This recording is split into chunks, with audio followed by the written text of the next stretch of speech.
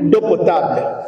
Presque tous les villages est quadrillé dans les barbelés. Ça, c'est des conséquences à court terme. Cette histoire ici, ce dossier, date d'avant 2024. Les notables en Balzangou sont là. Si nous posons la question aux notables, qu'est-ce qu'ils ont fait de ce dossier-là? Rien. Je prends l'exemple de Kimayala. Les dossiers Kimayala datent maintenant là de plus de 5 ans. Les gens souffrent, n'ont plus où travailler, où puiser de l'eau. Kimayala dans le Madimba ici. Et les notables, et les politiques, personne ne s'implique. Et les gens souffrent.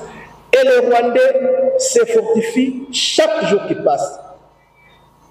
Et dans tous les coins et recoins du Congo central, les Rwandais sont là. Vous ne les verrez pas pendant la journée. Ici en Banzangungu, ils sont pleins.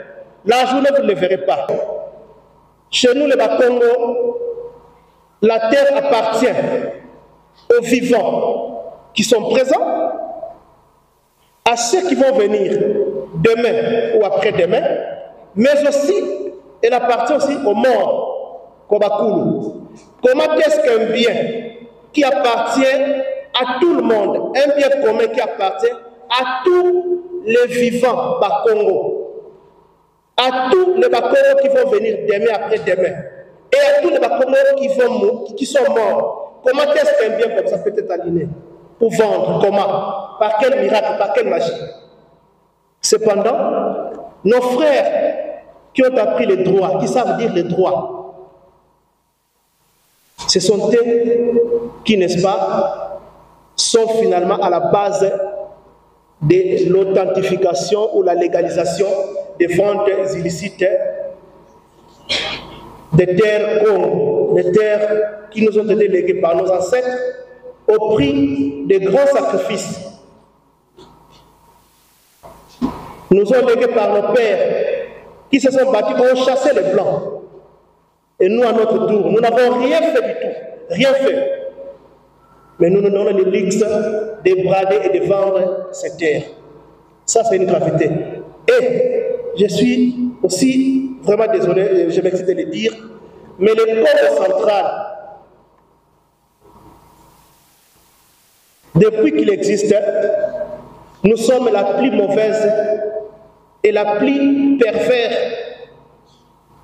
des générations que le Congo central ait porté dans son sein.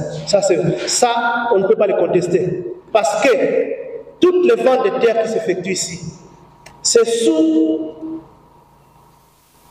notre silence. Notre silence est coupable. Notre silence est complice. Nous ne faisons rien. Nous sommes complices. Mais attendons notre disparition. Notre disparition va venir. Et c'est sûr et certain. Voilà ce que je peux dire. Et donc, puisque toutes les terres sont vendues, infiltrées par les Rwandais, la guerre va venir, elle va arriver, nous allons disparaître parce que nous ne ferons pas face à leur vitalité, face à leur manière de faire, face à leur façon de faire. Viol, repeuplement des villages, tuerie, cannibalisme se produira ici chez nous aussi. Et ça, c'est sûr. C'est sûr.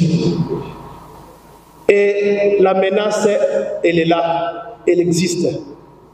Et le train de la mort pour le Congo central a déjà démarré. Elle est en marche.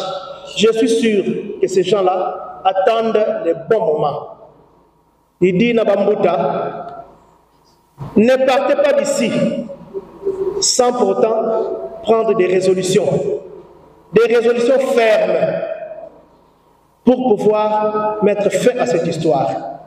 Les Bakongo souffrent il y a longtemps. Je vais en passant prendre un petit exemple. Je prends l'exemple, juste 2 minutes. Nous avons le problème de Kolofuma. Quelqu'un a dit ici que les gens vont être chassés du village aujourd'hui. Vous êtes là, vous l'avez appris. Donc c'est tout un village qui va être déguerpi. Et ça se fait. Nous sommes là. Nous regardons.